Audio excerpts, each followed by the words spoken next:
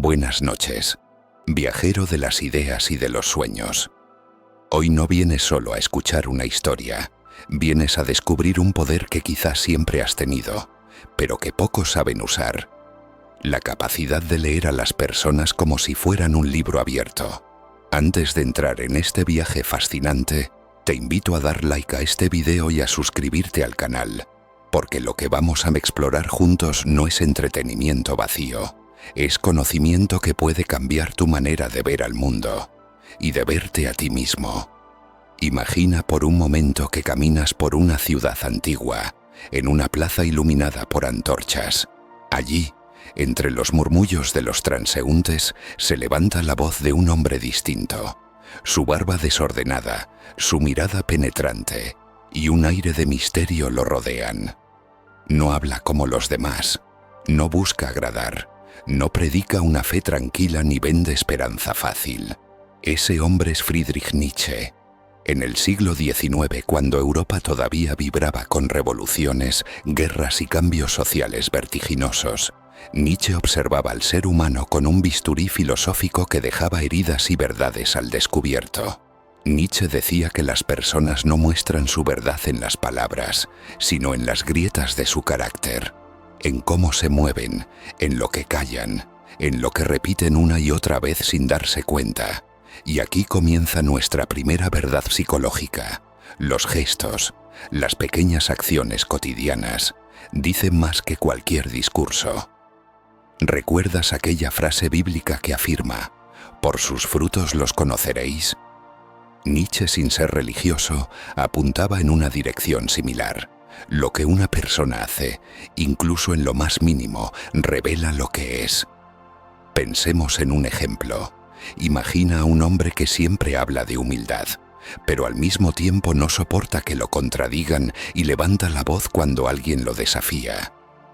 ¿Qué está mostrando en realidad? No humildad, sino orgullo disfrazado. Nietzsche llamaba a esto la máscara, ese papel que cada uno interpreta para sobrevivir en sociedad, pero que tarde o temprano se resquebraja. Aquí es donde tu mirada puede entrenarse. Si quieres leer a las personas al instante, empieza observando esas contradicciones entre lo que dicen y lo que hacen. El gesto rápido de incomodidad, la mirada que se aparta en el momento crucial, la sonrisa forzada que no llega a los ojos. Son pequeños rayos de verdad que atraviesan la máscara. Y lo curioso es que mientras más intenta alguien ocultar su esencia, más visible se vuelve para quien sabe mirar. Nietzsche no era un psicólogo en el sentido moderno, pero su capacidad de desarmar al ser humano lo coloca como un adelantado a su tiempo. Y esa es la primera lección que te dejo hoy. Si aprendes a ver más allá de las palabras, si entrenas tus ojos para captar esas grietas de la máscara, podrás conocer a cualquiera en cuestión de segundos. El secreto, claro, no termina aquí, porque hay otra verdad, mucho más incómoda, que Nietzsche descubrió al observar a sus contemporáneos, y esa verdad incómoda era esta. La mayoría de las personas no soporta mirarse al espejo de su propia alma. Nietzsche afirmaba que el hombre, en su vida diaria, se inventa ficciones para no enfrentar su fragilidad, su miedo o su vacío. Esa es la segunda gran clave psicológica. Cuando alguien habla demasiado de algo, suele ser porque está ocultando lo contrario. Piensa en aquel amigo que presume constantemente de su valentía, que cuenta hazañas en las que siempre fue el héroe. Según Nietzsche, es muy probable que en su interior habite un miedo profundo a ser visto como débil. El exceso, el énfasis, la exageración, son como un grito desesperado que revela lo que se quiere tapar. Y aquí, lector atento de las almas, está tu oportunidad. No escuches solo lo que alguien dice, escucha lo que quiere que no descubras. Para comprender mejor esta idea, recuerda la fábula del rey Midas, ese monarca que todo lo que tocaba se convertía en oro. A simple vista parecía tenerlo todo: poder, riquezas, admiración. Pero su obsesión desmedida escondía un vacío mayor, el miedo a no ser suficiente, el terror a perderlo todo. Lo mismo ocurre con la gente a tu alrededor. Lo que alguien muestra con demasiado brillo suele estar sostenido por la sombra de una carencia. Nietzsche, observador incansable, veía movipanía a los políticos, a los intelectuales y hasta a los artistas de su tiempo, y decía: aquí no hay grandeza, aquí hay máscaras temerosas. La mayoría se movía por lo que él llamaba la moral del rebaño, es decir, esa necesidad de ser aceptado, de encajar, de no destacar demasiado por miedo a ser juzgado. Y eso nos lleva a una tercera verdad psicológica que puedes usar para leer a cualquiera. Fíjate en cómo alguien actúa cuando está en grupo. Cambia su postura, suaviza su opinión, ríe aunque no tenga ganas. Allí se delata su dependencia de la aprobación ajena. Ahora, imagina que caminas otra vez por aquella plaza iluminada por antorchas, y Nietzsche te toma del brazo, como si quisiera revelarte un secreto. Te susurra: el hombre es más transparente de lo que cree, solo y no hay que saber dónde mirar. Y es que en el fondo, todos estamos diciendo la verdad constantemente, aunque creamos que la escondemos bajo palabras bonitas o gestos ensayados. Pero hay un terreno aún más revelador, un lugar donde las máscaras se caen con brutalidad, el mundo de las pasiones y los deseos. Allí Nietzsche encontraba otra de sus grandes verdades. En el terreno de las pasiones, Nietzsche era implacable. Decía que no existe máscara capaz de ocultar los verdaderos deseos, porque tarde o temprano terminan gobernando las acciones de cada persona. Aquí encontramos la cuarta gran verdad psicológica. Si quieres leer a Chepoilgien, observa qué lo apasiona, qué lo enciende, qué lo hace perder la calma. Un ejemplo sencillo. Imagina a una persona que proclama vivir solo para la familia, pero cada vez que se habla de dinero su tono cambia, sus ojos brillan y se impacienta. Nietzsche diría que esa persona no está movida por el amor desinteresado, sino por la ambición disfrazada. El deseo verdadero, ese que arde en silencio, no se puede ocultar por mucho tiempo. Para ilustrarlo mejor, recuerda la historia de Esaú en la Biblia, que vendió su primogenitura por un simple plato de lentejas. Lo que parecía un intercambio absurdo revelaba algo profundo: su deseo inmediato, su hambre, valía más que su herencia. Nietzsche habría sonreído al ver en Esaú la prueba de que los deseos gobiernan al hombre más que las ideas. La quinta verdad, entonces, es que los deseos siempre se filtran en lo cotidiano. Escucha cómo alguien habla de lo que le emociona. Observa dónde invierte su tiempo y energía. Allí está su verdadera identidad. La gente puede mentir con palabras, pero no puede mentir con sus obsesiones. Nietzsche también advertía de otro aspecto fascinante. Los deseos frustrados se transforman en resentimiento. Esa es la sexta verdad psicológica que desenmascara al ser humano. Un hombre que nunca pudo alcanzar lo que anhelaba tenderá a despreciarlo en los demás. Y esa es la pista que te permite leerlo. Si alguien critica con furia lo que otros poseen, lo más probable es que en el fondo lo desee para sí mismo. Pensemos en un ejemplo actual. Alguien que se burla constantemente de quienes viajan o tienen lujos, diciendo que eso es superficial. Si observas con ojos nietzscheanos, lo que en realidad grita su burla es su propio anhelo reprimido, su frustración por no poder tener lo mismo. Las pasiones, entonces, son mapas que señalan el interior de cada persona. Y Nietzsche te invita a leer esos mapas con atención. Pero no se detiene allí, porque para él había un escenario todavía más revelador, donde el alma queda desnuda y sin máscaras: el momento del sufrimiento. El sufrimiento, decía Nietzsche, es el gran desenmascarador. Allí donde la comodidad permite fingir, el dolor obliga a mostrar la esencia. Esta es la séptima verdad psicológica. Cuando una persona atraviesa una crisis, su verdadero carácter aparece sin disfraz. Imagina a un hombre que siempre se presenta como fuerte, seguro de sí mismo, casi invencible. Todo marcha bien hasta que pierde su trabajo o una relación importante. De pronto lo ves quebrarse, volverse inseguro, incluso agresivo. Nietzsche lo habría señalado con frialdad. No era la vida quien lo hacía fuerte, era la rutina cómoda la que lo mantenía en pie. El dolor, al quitarle la máscara, reveló al ser humano real. Aquí vale recordar la historia de Job, aquel hombre bíblico puesto a prueba con sufrimientos inimaginables.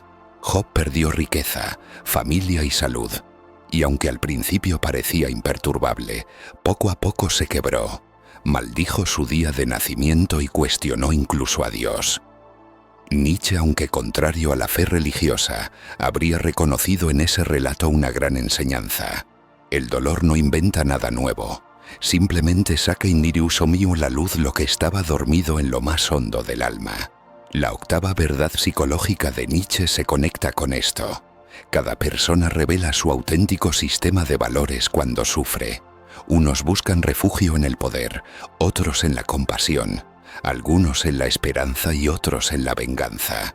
Es en esa elección, en ese impulso inmediato frente al sufrimiento, donde se puede leer con claridad quién es quién. Y aquí aparece una novena lección. El sufrimiento no solo desnuda, también transforma. Nietzsche hablaba del concepto de amor fati, el amor al destino. Según él, los pocos capaces de abrazar su dolor y convertirlo en fuerza logran trascender la mediocridad. Quien logra sonreír incluso en la adversidad revela un espíritu indomable, alguien imposible de engañar. Entonces, cuando quieras leer a alguien, observa cómo reacciona cuando la vida le golpea. Se victimiza, culpa a los demás, se hunde en la autocompasión, o se levanta, aprende y se fortalece. Esa reacción es la radiografía más clara del alma. Pero Nietzsche todavía guardaba otra verdad más inquietante. No solo el dolor revela, también lo hace el poder. El espejeo es un juego de máscaras donde el otro no se muestra, sino que se adapta a ti como una sombra, hasta que ya no distingues lo genuino de lo fabricado.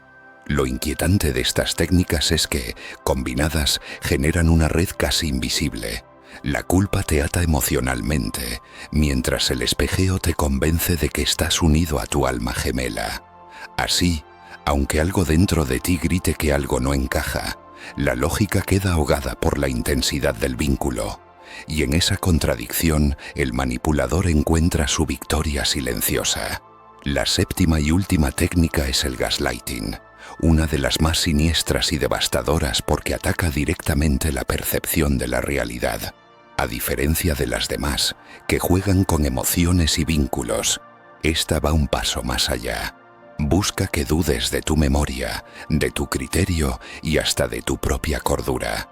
Se trata de un proceso lento y calculado donde el manipulador niega lo evidente, tergiversa lo ocurrido y minimiza tus emociones hasta hacerte sentir que el problema no está en la situación, sino en ti.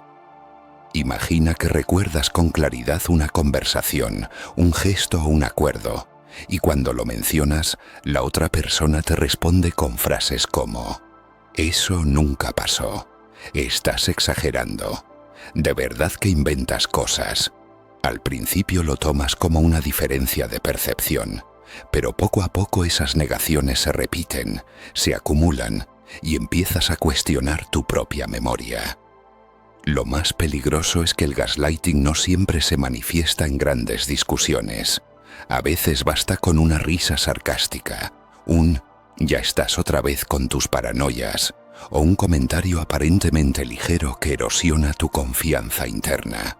Con el tiempo, la víctima de esta técnica puede llegar a depender casi por completo del manipulador para interpretar la realidad.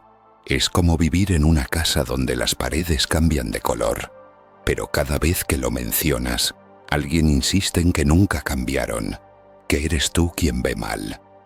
Esa disonancia desgasta de manera brutal.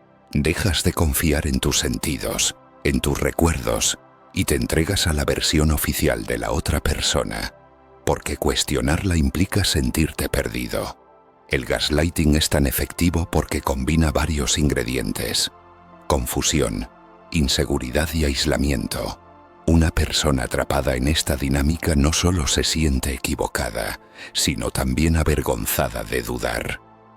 Empieza a mí a callar, a no reclamar, a guardarse sus sospechas por miedo a quedar mal o a verse loco. Y ese silencio se convierte en la jaula perfecta. Quien lo practica no necesita barrotes ni candados. Basta con convencerte de que no puedes confiar en ti mismo. Pensemos en un ejemplo cotidiano. Una pareja que revisa el teléfono del otro, encuentra mensajes sospechosos y al reclamar recibe como respuesta un ataque sutil. Eres demasiado celoso. Eso no significa nada. Tú eres quien siempre se inventa historias. Lo que era una reacción natural se transforma gracias al gaslighting en un motivo para que la víctima dude de su propio juicio. Y cuando esa duda se instala, todo lo demás tambalea.